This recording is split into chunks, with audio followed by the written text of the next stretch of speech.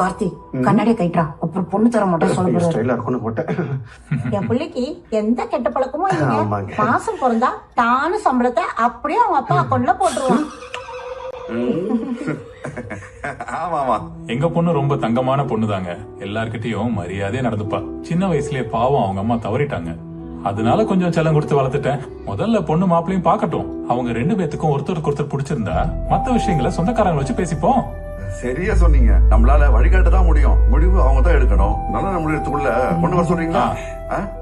அம்மாடி சுமே,